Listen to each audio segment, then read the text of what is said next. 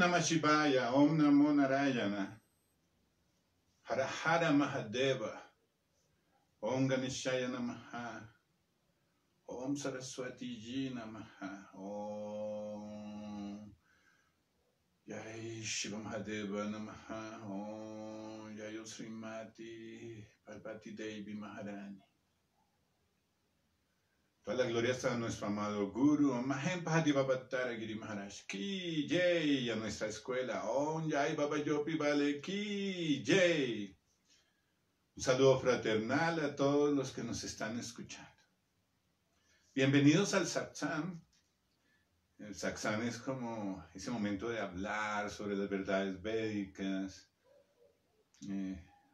recibir el Darshan, recibir los Vedas, poder entender el conocimiento profundo, milenario, enseñado por los grandes acharyas, los gurus, los pandits, las personas que han realizado el conocimiento. Este conocimiento es transmitido de maestro a discípulo. Hoy vamos a estar leyendo el Bhagavad Gita sobre Karma Yoga, vamos a estar leyendo. Les pido el favor que me ayuden a compartir el link con sus contactos y amigos. Les habla Mohangiri Maharaj. Om Namah Shivaya. Va a estar cantando un pequeño kirtan mientras iniciamos. En 2-3 minuticos iniciamos mientras las personas se van conectando. Gracias por estar aquí. Ganesha Sharanam, Sharanam Ganesha, Ganesha Sharanam, Sharanam Ganesha, Ganesha Sharanam, Sharanam Ganesha, Ganesha Sharanam, Sharanam Ganesha, Ganesha Sharanam, Sharanam Ganesha, Ganesha Sharanam, Sharanam Ganesha, Ganesha Sharanam, Sharanam Ganesha, Ganesha Sharanam, Sharanam Ganesha,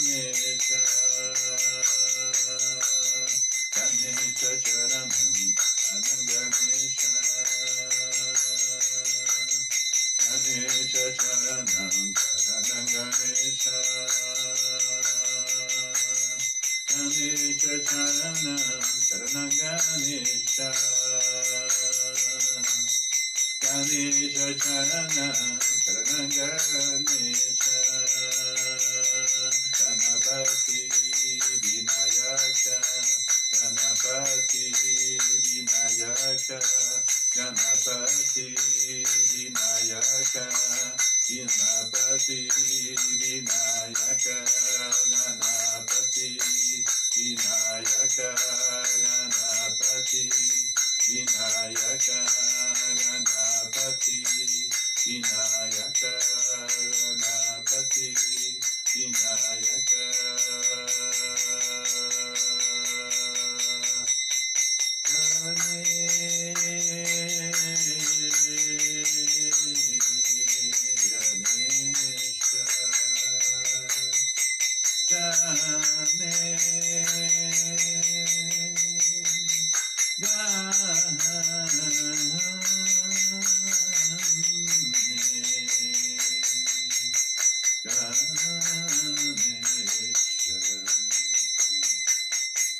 Ganapati Vinayaka,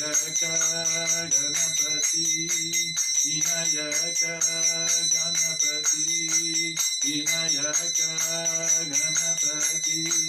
Vinayaka, Ganapati Vinayaka, Ganapati Vinayaka, Ganapati Vinayaka.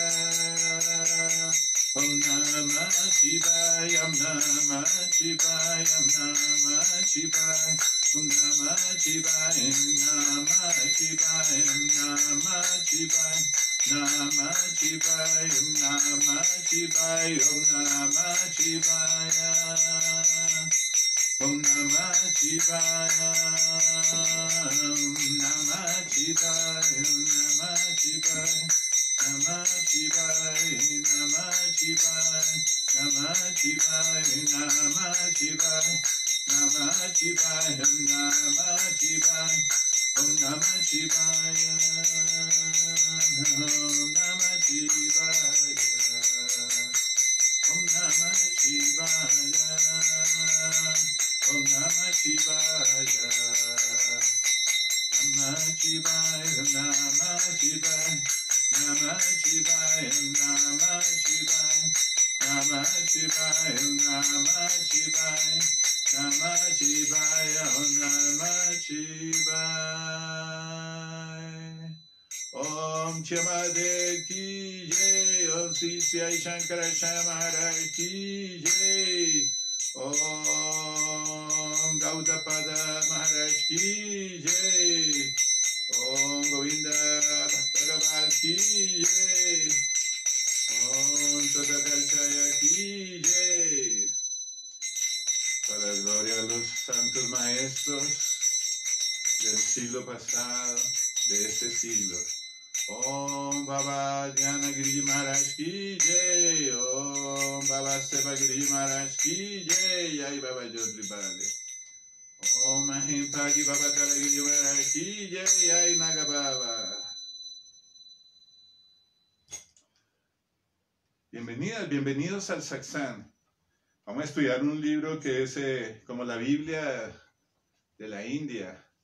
Así como las personas leen aquí en Occidente la Biblia, en India leemos este tipo de enseñanza, los yogis. Es un libro muy famoso, el Bhagavad Gita, el canto de Bhagavan. Es una enseñanza muy profunda. Diferentes gurús, diferentes escuelas han leído el Bhagavad Gita. Nuestro amado maestro Sri Sri Adi Shankaracharya tiene unos comentarios advaitas del Bhagavad Gita, que es el que seguimos nosotros.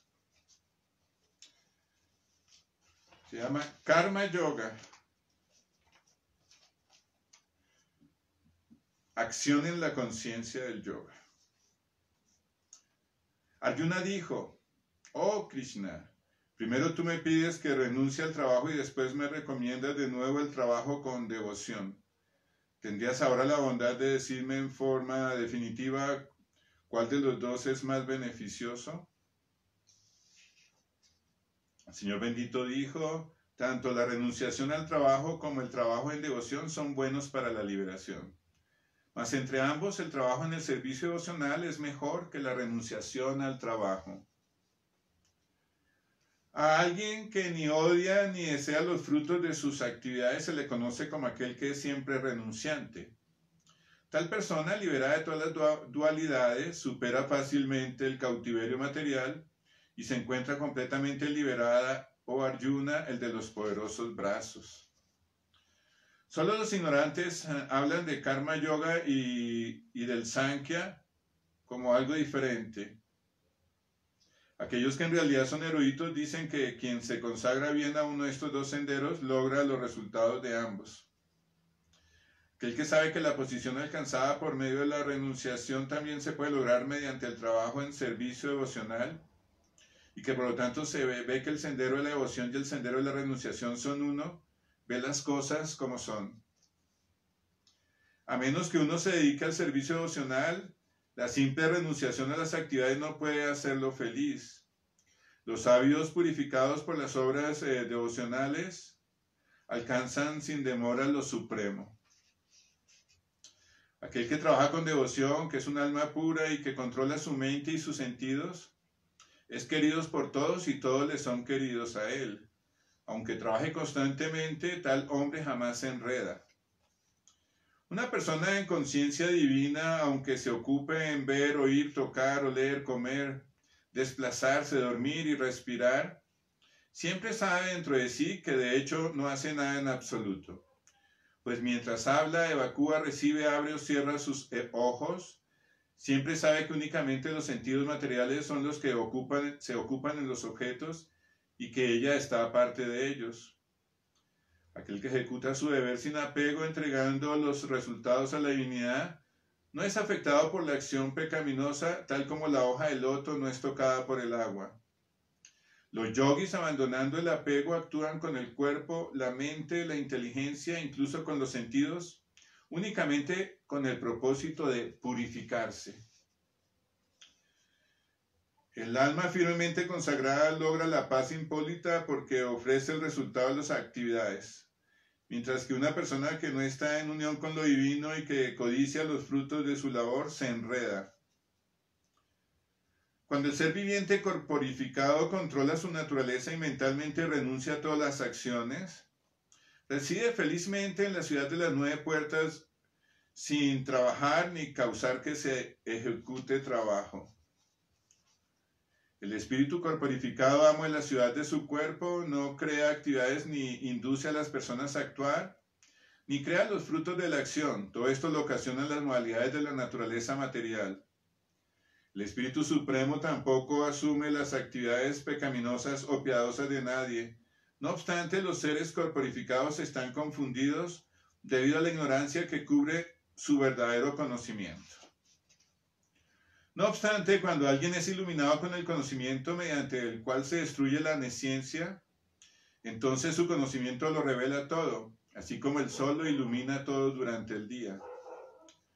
Cuando la inteligencia, la mente, la fe y el refugio están todos fijos en el Supremo, entonces uno se limpia por completo de los recelos a través del conocimiento completo y procede así sin desvío en el sendero de la liberación. Sabio humilde, en virtud del conocimiento verdadero, ve con visión de igualdad a un brahmana apacible y erudito, a una vaca, a un elefante, a un perro y a un paria. Aquellos cuyas mentes están establecidas en la igualdad y la ecuanimidad ya han conquistado las condiciones del nacimiento y la muerte. Ellos son impecables como el Brahman y así ya están situados en el Brahman. Se debe entender que una persona que ni se regocija al obtener algo placentero, ni se lamenta al obtener algo desagradable, quien es inteligente de por sí y que no se confunde y conoce la ciencia de la divinidad, ya está situada en la trascendencia. Tal persona liberada no es atraída hacia el placer sensual material ni hacia los objetos externos, sino que siempre está en trance disfrutando el placer interno. De esta manera la persona autorrealizada disfruta la felicidad ilimitada, pues se concentra en el Supremo. Una persona inteligente no participa de las fuentes de la miseria, las cuales se deben al contacto con los sentidos materiales, oh hijo de Kunti. Tales placeres tienen un principio y un fin, así que el hombre sabio no se deleita con ellos. Si antes de abandonar este cuerpo uno es capaz de tolerar los impulsos de los sentidos materiales y refrenar la fuerza del deseo y de la ira, uno es un yogi y feliz en este mundo.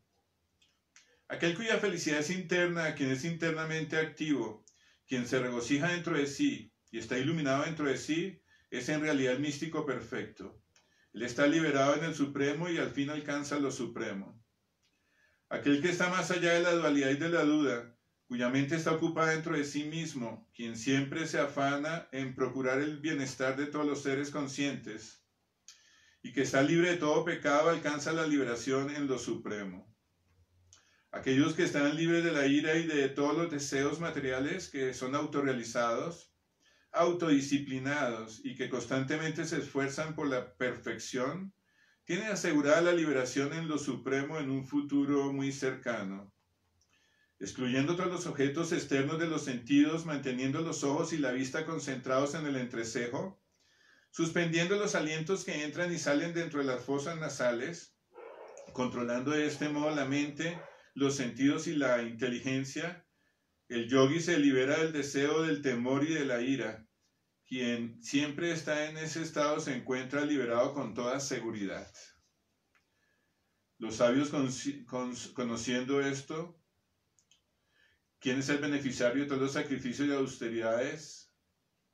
¿Quién es la divinidad de todos los planetas y semidioses y el benefactor y bienqueriente de todas las entidades vivientes? Logran el alivio de las angustias de las miserias materiales.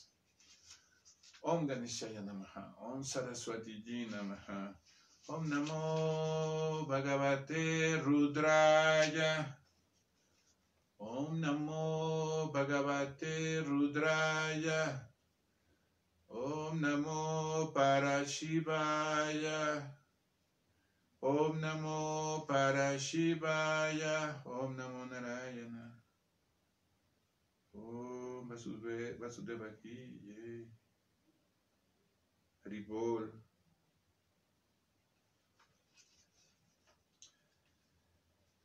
Bueno, queridos amigos, la metodología es empezar a ir leyendo el texto e ir explicando poco a poco algunos apartes que sean interesantes para mostrar la visión que tiene la Advaita, la filosofía enseñada por nuestro maestro Sri Sri Shankaracharya Maharaj, quien es un avatar del señor Shiva, que tiene una visión muy particular de todos los textos védicos. Estas enseñanzas fueron conocidos como el Vedanta, pero también es el Yoga Vedanta.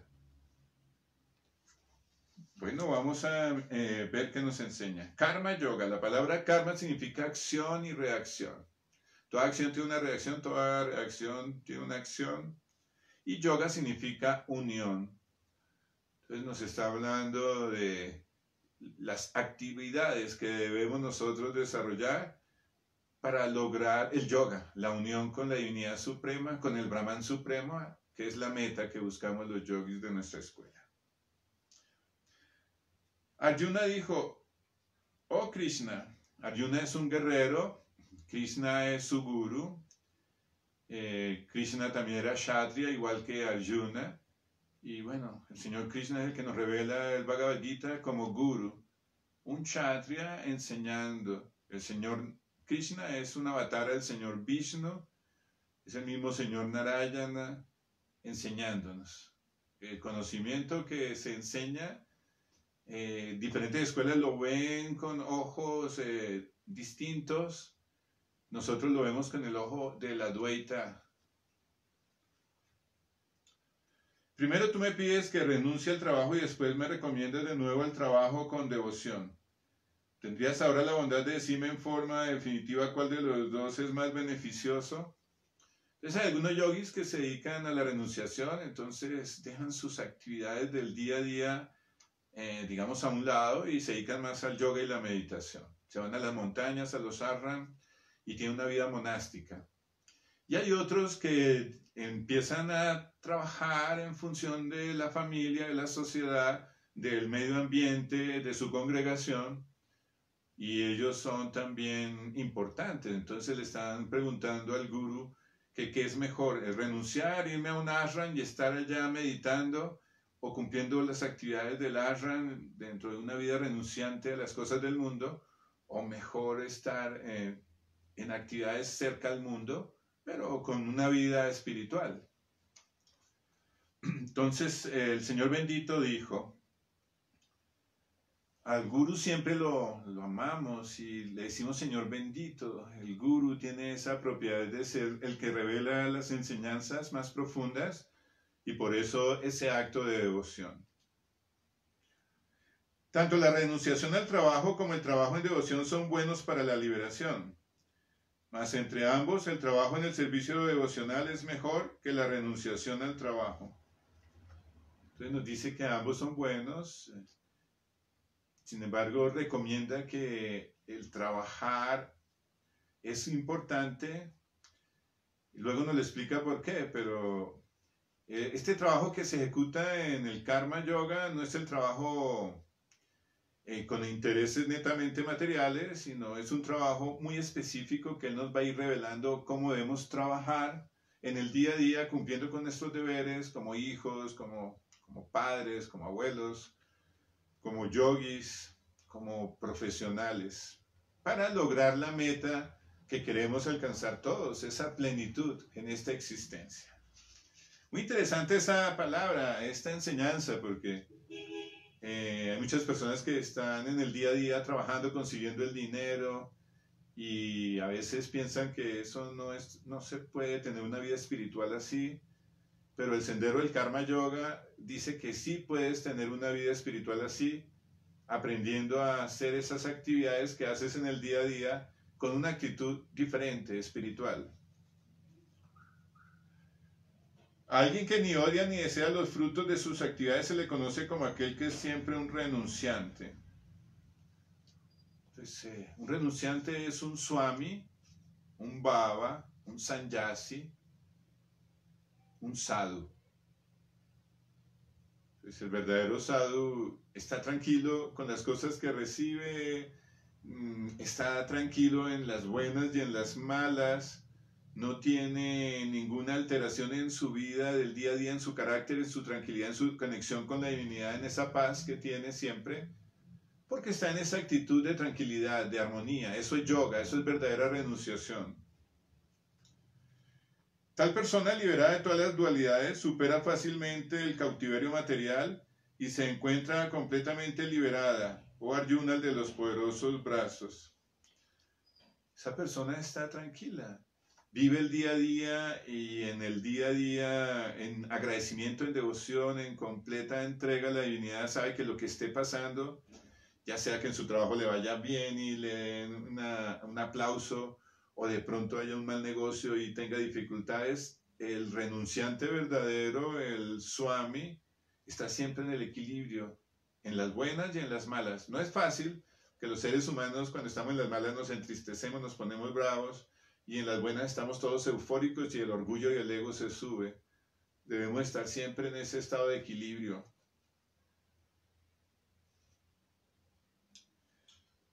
Se dice que tal persona liberada de todas las dualidades supera fácilmente el cautiverio material y se encuentra completamente liberada. La dualidad entre el frío y el calor, el hambre y la sed, la fama y la infamia, el amor y el desamor, la compañía, la soledad. Todas esas son dualidades que el yogi debe aprender a trascender. Ese mundo de la dualidad es un mundo mágico. Lo que realmente somos es Atman, somos Brahman. De ahí que si tú conectas tu conciencia con esa verdad suprema, puedes fácilmente vencer esa dualidad. Y en ese momento estás liberado, liberada, porque tienes esa tranquilidad. En cualquier circunstancia, siempre puedes estar en paz interior. Solo los ignorantes hablan del karma yoga y del sankhya como algo diferente. Aquellos que en realidad son eruditos dicen que quien se consagra bien a uno de estos senderos logra los resultados de ambos.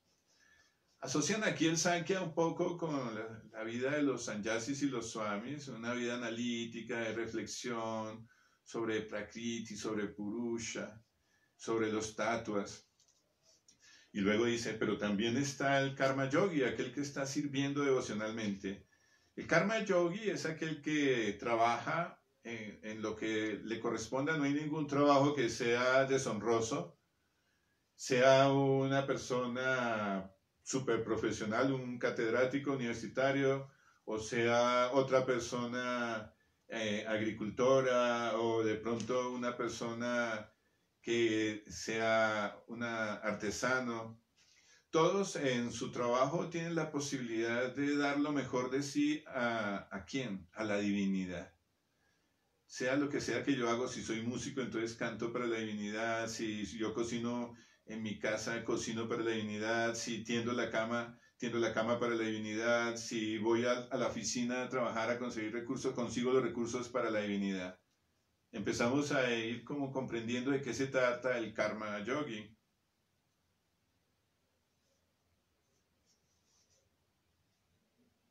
Aquellos que son en realidad eruditos dicen que quien se consagra bien a uno de estos dos senderos logra los resultados de ambos. Entonces podemos, ya sea por el camino del análisis o el camino del servicio devocional, podemos lograr los resultados, que la meta es la liberación, estar en paz, estar en armonía, en plenitud. Aquel que sabe que la posición alcanzada por medio de la renunciación también se puede lograr mediante el trabajo en servicio devocional, y que por lo tanto ve que el sendero de la devoción y el sendero de la realización son uno, ve las cosas tal como son. Entonces muchas personas piensan que solo de que hace un yogi meditando y no más, que los demás lo sirvan y que le den. Bueno, la verdad es otra. El yoga nos dice, Oye, tú tienes que estar en el servicio, en la ayuda, en donde estás, en tu arran, en la congregación, en tu casa, en tu barrio, en tu nación, en tu país, en tu planeta. Todos debemos estar ahí muy pendientes de qué podemos prestar servicio a los necesitados, a las personas que están cerca, de acuerdo a la preparación que cada uno tiene. Seguramente un swami, su trabajo es enseñar yoga, es dar un buen consejo, impartir las escrituras, explicar el conocimiento védico. Cada uno en su profesión tiene algo que aportar a la humanidad, al planeta.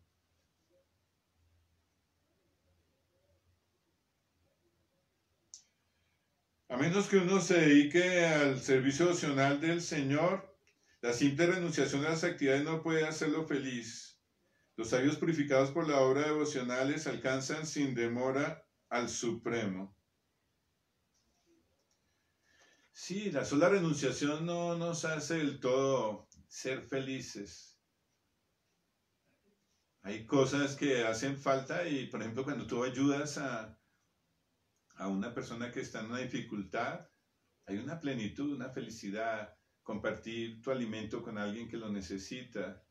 Puede ser una plantica, un animalito, un ser humano, alguien que necesite de tu colaboración y tú en ese momento, a través del servicio devocional, logras estados de plenitud que vienen de la misma devoción que te hace sentir muy feliz. Aquel que trabaja con devoción, que es un alma pura y que controla su mente y sus sentidos, es querido por todos y todos le son queridos a él. Aunque trabaje constantemente, tal hombre jamás se enreda. Viene la devoción. ¿Qué es la devoción? Es un regalo de la divinidad. No se puede comprar con dinero. Es fruto del amor. Cuando yo amo y hay respeto y veo esa plenitud, esa fuente de donde yo tengo ese amor, inmediatamente, disculpen que se cortó la llamada. Entonces dicen que un yogi debe estar siempre así, bien querido por todos y siempre controlando su mente y sus sentidos. Y algo que es importante que dice, yo igual quiero a todos. No es que estos que son mis amigos los quiero y a los malos, a la gente que se porta mal y todo no los quiero. No, el yogi quiere a todos por igual, amigos y enemigos. Una persona en conciencia divina, aunque se ocupe en ver, oír, tocar, oler, comer, desplazarse, dormir y respirar, siempre sabe dentro de sí que de hecho no hace nada en absoluto. Pues mientras habla, evacúa, recibe, abre o cierra sus ojos, siempre sabe que únicamente los sentidos materiales son los que se ocupan en sus objetos y que ella está aparte de ellos. La conciencia divina significa conectarme con mi alma, con mi esencia divina, con el Brahman, que es la esencia divina que hay en cada uno de nosotros. Cuando estamos en esa conexión, entendemos que es el alma, que es la esencia divina que existe más allá de la muerte, que está más allá de la mente y las emociones del ego, y que las cosas que acontecen en este mundo son como muy mecánicas, manejadas por el mismo karma. La misma ley de karma hace que nosotros tengamos que estar viviendo experiencias muy particulares, y eso nos lleva en un momento dado a vivir eso que queremos nosotros, que es aprender a estar en armonía y bienestar todo el tiempo, siendo yogis, pero prestando un servicio devocional a la humanidad. Una persona en conciencia divina, aunque se ocupa, aquel que ejecuta su deber sin apego, entregando los resultados a la divinidad, no es afectado por la acción pecaminosa, tal como la hoja de loto no es tocada por el agua. Cuando yo me apego a los resultados de la acción, dice aquí que hay una acción adármica.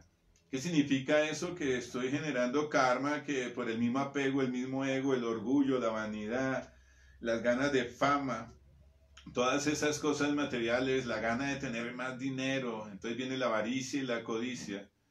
Todo eso genera actos adármicos y empieza a generar un enredo. Pero si tú actúas sin apego y entregas todos los resultados a la divinidad, eso inmediatamente nos lleva a entender, hago las cosas con amor y todo se lo doy a la divinidad, que es la fuente de toda bendición. Los yogis, abandonando el apego, actúan con el cuerpo, la mente, la inteligencia, incluso en los sentidos, únicamente con el propósito de purificarse. Los yogis, hablan nosotros, los yogis. ¿Por qué nos llamamos yogis? El yogi no solamente es aquel que está haciendo asanas, que se la pasa meditando. Un yogi es aquel que aprende a dominar su mente, su cuerpo, sus sentidos, su ego, y empieza ese proceso de transformación para lograr esa unidad con la divinidad, con el Brahman supremo, a través del mismo concepto yógico. Entonces aquí lo que nos dice es usar todo para purificarnos. ¿Por qué necesitamos purificarnos? Porque el Brahman es puro, el Brahman es impecable, es la pureza misma, es la fuente de toda pureza, de toda pulcritud, de toda beatitud. Si yo quiero en un momento dado llegar a ser una persona que quiere lograr la liberación mukti, tendré entonces que hacer esto de purificarme. Todo. ¿Cómo purifico el cuerpo? Con una buena respiración, una buena alimentación, tomando mucha agua. La mente con pensamientos positivos, leyendo los Vedas, cantando mantras. La inteligencia, desarrollando el recto discernimiento. Y los sentidos se purifican como a través del pranayama, pero también aprendiendo a percibir lo sádvico, es decir, ver un atardecer, ver el mar, observar el cielo, porque los sentidos pueden dirigirse hacia cosas que son de armonización o pueden dirigirse a cosas que podría llamar de sensorialización, rodeándose hacia la lujuria.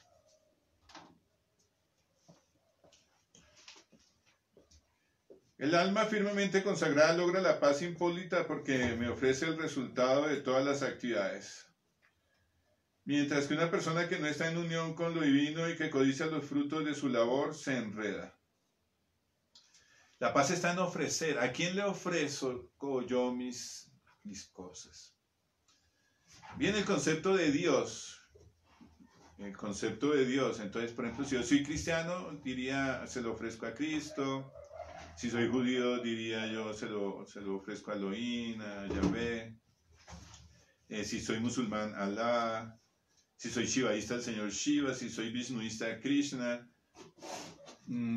Pero hay un concepto de Dvaita que nos enseñan que todo es Brahman, que lo que realmente somos es Brahman. Brahma, Vishnu, Shiva es Brahman. Tu esencia es Brahman. Entonces, nosotros en la escuela Dvaita decimos, entregamos nuestra ofrenda a la divinidad suprema, que es el Brahman. Le decimos para Shiva, que es un aspecto de Shiva sin nombre ni forma, como el Brahman mismo, que no tiene nombre ni forma, es la esencia misma de la existencia, de la espiritualidad, lo que realmente somos.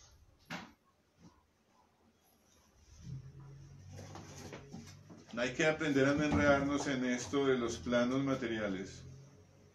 Cuando el ser viviente corporificado controla su naturaleza y mentalmente renuncia a todas las acciones, reside felizmente en la ciudad de las 9 puertas, sin trabajar ni causar que se ejecute trabajo. Hay que controlar la naturaleza humana. El autocontrol es parte de las enseñanzas que nos dan los Vedas y el yoga. Debemos controlar nuestro cuerpo físico, controlar la mente, los instintos bajos debe controlarse la ira, el odio, la lujuria. Todas estas cosas son parte de la misma vida que tenemos todos que vivir, pero el yogi dice, yo no quiero estar vibrando en eso, yo quiero trascender. Él se libera, aunque esté trabajando, no genera los efectos kármicos del trabajo y cuando esté meditando puede estar tranquilo recibiendo los frutos apropiados de la meditación. Es decir, el yogi en su actividad, ya sea meditando o en el servicio devocional, está en un estado de trascendencia. El espíritu corporificado, amo de la ciudad de su cuerpo, no crea actividades ni induce a las personas a actuar, ni crea los frutos de la acción. Todo esto lo ocasionan las modalidades de la naturaleza material. El Atman es la esencia divina. Cuando se corporifica se llama Jiva Atman. está el jiva, es decir, el ego está ahí en ese momento corporificando esa atman. Cuando estamos en este cuerpo pensamos que somos los actores y que si yo no trabajo, si yo no me esfuerzo, si yo no hago esto, entonces no va a lograr la meta. Lo que nos enseñan los Vedas es que todo esto se maneja por las tres modalidades de la naturaleza material debido a la influencia kármica que traemos. Sí tenemos fuerza, voluntad y libre albedrío y tenemos herramientas que la divinidad nos da, pero realmente la mayoría de las cosas que están aconteciendo en nuestra vida, sea sufrimiento, sea alegría, sea salud o sea enfermedad, son las consecuencias de los actos kármicos que hemos realizado en vidas anteriores y que ahora estamos viviendo. Tenemos un 75% de actos kármicos que tenemos que cumplir y un 25% de libre albedrío con el que nos movemos los yogis para poder determinar cómo mejorar en las cosas que tenemos que mejorar.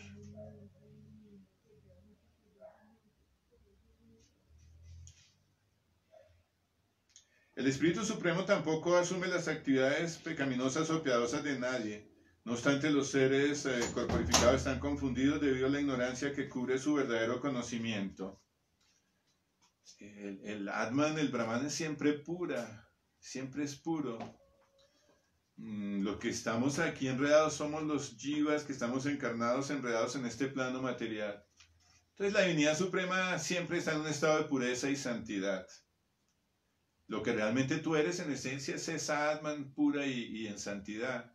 Pero el ego y las cosas de ignorancia y todo lo que nos hace pensarnos que somos como el centro del universo, este ego, pero lo que realmente somos es Atman, somos Brahman, eso es lo que somos.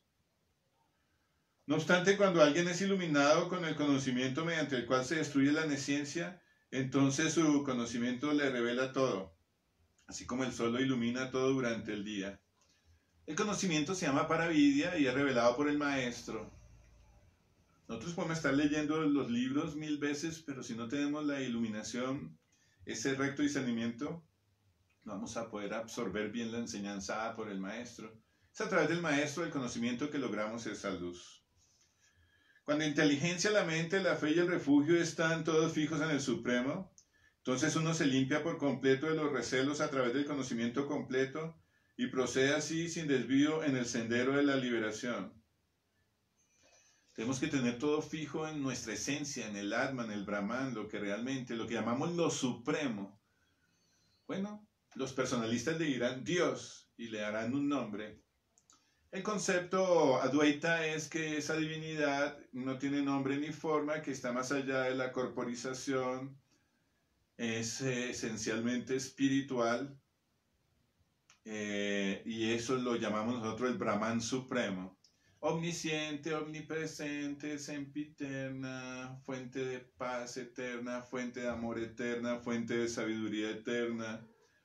Esa es como la enseñanza de la teología Advaita, que abarca a todos, porque también abarca a los personalistas. Y decimos, no, es Shiva, sí, Shiva también es Cristo, sí, también es Vishnu, sí, también. Porque en esa información valiosa de la Advaita podemos entender dentro del estudio de teología comparada que estamos hablando de la misma divinidad, no importa el nombre, ya no nos confunde el nombre. Eso de confundir, no, es que Dios es tal y que el otro es tal y si no es así, si no se llama así, no es el mismo, no.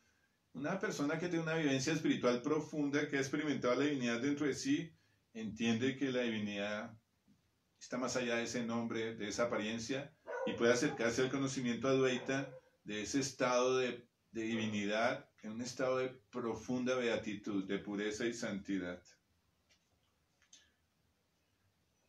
El sabio humilde, en virtud del conocimiento verdadero, ve con visión de igualdad a un brahman apacible y erudito, a una vaca, a un elefante, a un perro y a un paria. Aprendemos a ver a todos los seres como iguales. No importa la raza, el estado civil, no importa su posición económica o si es de una religión u otra. Incluso los veas más allá. Los animalitos los vemos iguales, las plantitas, todos los seres como nuestros hermanos. Aquellos cuyas mentes están establecidas en la igualdad y la ecuanimidad ya han conquistado las condiciones del nacimiento y la muerte. Ellos son impecables como el Brahman y así ya están situados en el Brahman. Si ves, la igualdad y la ecuanimidad, no la dualidad, la división y la dualidad no es lo que enseñan los Vedas, sino la unidad.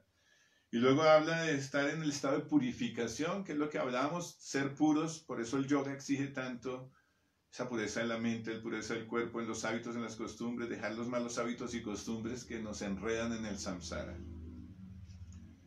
Se debe entender que una persona que ni se regocija al obtener algo placentero, ni se lamenta al obtener algo desagradable, quien es inteligente de por sí, que no se confunde y conoce la ciencia de la divinidad, ya está situada en la trascendencia.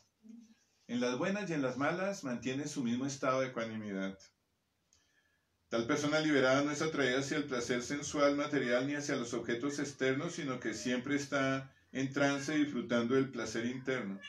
De esta manera la persona autorrealizada disfruta de felicidad ilimitada, pues se centra en lo supremo. Cuando buscamos el placer afuera y la felicidad en otro, en la plata, en ese viaje, en esa casa, en ese Ferrari, en esa pareja bonita, estamos desviando la atención. Un yogi aprende a encontrar esa plenitud dentro de sí.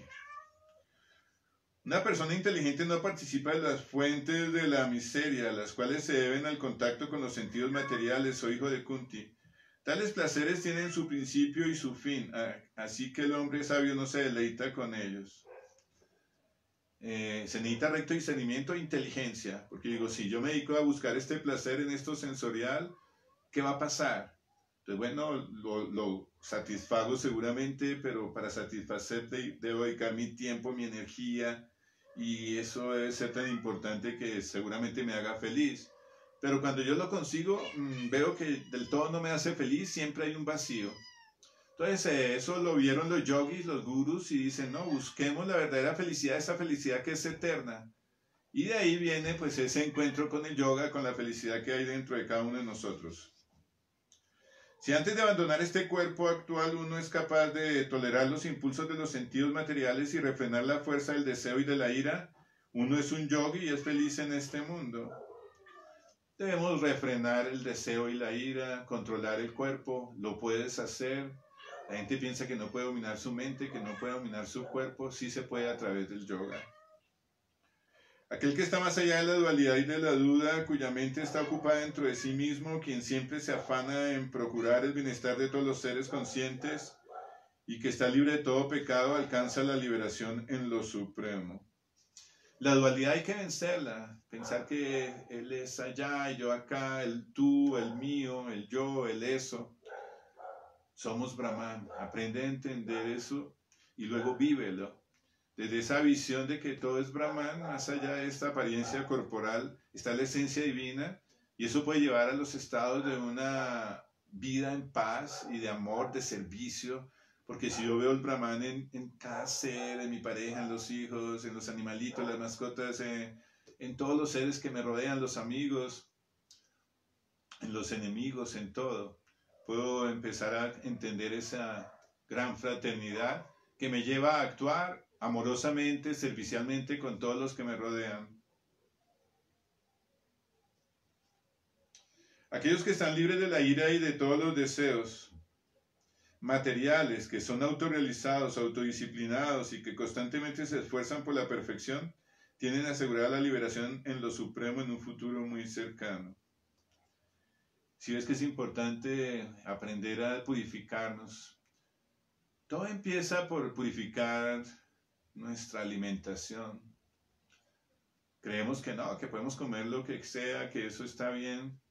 Los yogis de nuestra escuela somos muy estrictos en la alimentación, pero no es por ser cansones o dogmáticos, sino que tiene que ver con procesos de purificación del cuerpo para que la mente esté pura, para que podamos entender este conocimiento y lograr ese autocontrol, esa autorreflexión, esa fuerza de encontrar la felicidad en lo más profundo de nosotros, tener el poder de una meditación profunda para vivenciar ese samadhi y lograr esa meta de mukti. Excluyendo todos los objetos externos de los sentidos, manteniendo los ojos y la vista concentrados en el entrecejo, suspendiendo los alientos que entran y salen dentro de las fosas nasales, controlando de este modo la mente, los sentidos y la inteligencia. El trascendentalista, el yogi, se libera del deseo, del temor y de la ira. Quien siempre está en ese estado se encuentra liberado con toda seguridad. Nos están hablando de las claves de la meditación. Ustedes todos seguramente ya han meditado. Los pasos que nos enseña aquí el Bhagavad Gita son los pasos que seguimos los yogis para meditar. Aprender a hacer una buena postura, respirar bien, concentrarse en el entrecejo y calmar la mente y los sentidos. Inmediatamente surge esa gran luz intuitiva, el sexto sentido, el tercer ojo se abre y puedes experimentar esa esencia divina que hay en cada uno de nosotros. Los sabios, conociendo el beneficiario de todos los sacrificios y austeridades, al Señor de todos los planetas y semidioses y el benefactor y bienqueriente de todas las entidades vivientes, logran el alivio de las angustias de las miserias materiales. Se llama sabios. Esos rishis, esos jnanis yogis, esos grandes munis, esos gurus. Esas personas sabias, esos son los que han logrado alcanzar la meta. Primero que todo, ¿cuál es el beneficiario de todos los sacrificios? Pues el Brahman. Bueno, tú le puedes decir Dios también. En Occidente le dicen Dios. Entonces, la palabra Dios, sea cual sea el nombre que tengas de la divinidad, es uno solo. En el hinduismo, hablemos del panteísmo, hay el monismo que enseña Shankaracharya, que es la divinidad suprema, es el Brahman supremo y que abarca a todos los dioses, los semidioses, abarca todo cuanto existe. Y además nos quiere mucho. Y también es como a quien debemos querer. Cuando estamos nosotros como jivas, atmas, estar encarnados en este plano y empezamos a buscar al Brahman, lo vemos allá, como si estuviera aparte, como la divinidad suprema. ¿En dónde está?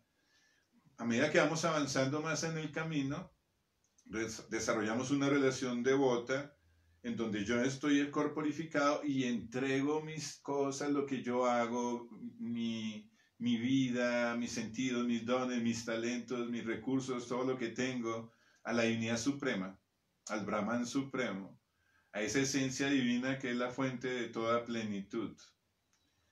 Entonces, cuando avanza el camino, nos damos cuenta que esencialmente el Atman es una con el Brahman, que somos Brahman, que eso que veíamos como el Brahman allá y yo acá era solo un acto ilusorio de Maya, cuando yo como ser encarnado empiezo a reflexionar en Dios, en la teología, en la filosofía, en la divinidad.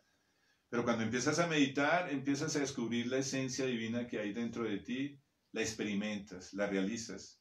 Y ya no hay dualidad más, como enseña el maestro, sino ese yoga, esa unidad total. Y podemos decir, Shivoham, yo soy Shiva, soy el Brahman. Om Namah Shivaya, Om Namo Narayana. Bueno, espero que les haya gustado esta historia de hoy, este satsang. Hemos estado aquí con ustedes compartiendo. No sé si hay algún tipo de pregunta, vamos a revisar. Om Namah Shivaya. Jai Guruji. Maestro, pregunta Carlos Felipe González. Dice Om Namah Shivaya. ¿Es posible que una persona que no sea vegetariana o vegana logre el samadhi? Me parece difícil, porque el consumo de animales genera efectos muy instintivos en la mente, lo que lleva a que no pueda meditar profundamente. Y eso lleva a que su estado de meditación profundo para lograr ese mukti, ese samadhi, no lo alcance. Seguramente algunos maestros tántricos dirán que no, que ellos también pueden lograr alcanzar ese samadhi mediante ese camino de la mano izquierda, el culto a las 5 M's. Pero en nuestra escuela y lo que revelan nuestros maestros es que debemos ser totalmente puros en la alimentación, una alimentación sádvica, porque la alimentación que no sea vegetariana no es sádvica, y inmediatamente nos enredamos en más karmas y por consiguiente no podemos lograr ni mukti ni el samadhi. Pregunta David Pinzón. Om Namah Shivaya. ¿Es el Bhagavad Gita el que estás leyendo? Sí, el Bhagavad Gita, pero en la versión que es traducida por el maestro Shankaracharya. Nuestro guru, maestro Shankaracharya, hizo comentarios sobre el Bhagavad Gita, monistas, advaitas, impersonalistas, como era lo que él enseñaba, pero al ser advaita, Shankara nos enseña que podemos ver la divinidad en Brahma, en Vishnu, en Shiva, en Ganesha, en Shakti.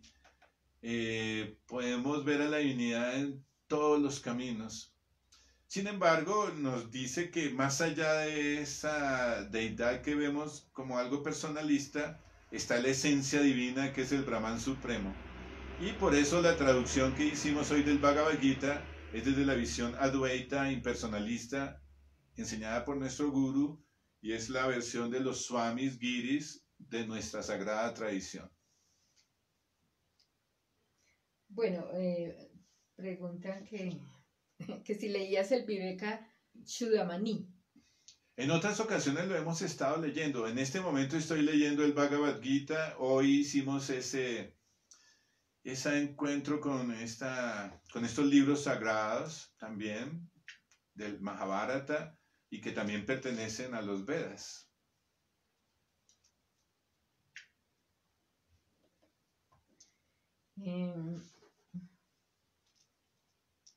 Gracias, maestro. Om Namah Shivaya. Hara Hara Mahadeva. Invoco a mi Guru, quien es la fuente de toda sabiduría. Yo solo soy un humilde servidor de sus pies de loto. Om Mahem Pahadi Baba Tara Giri Maharaj Ki Jai. Om Baba Yob Divale Ki Jai. Agradezco a Purnangiri por su colaboración, a todos los devotos que nos ayudaron a compartir el link. Estuvo con ustedes Mohangiri Maharaj. Bendiciones de nuestro Guru Supremo, de Shiva Mahadeva. Ki Jai. Om Namah Shivaya. Om Namo Narayana.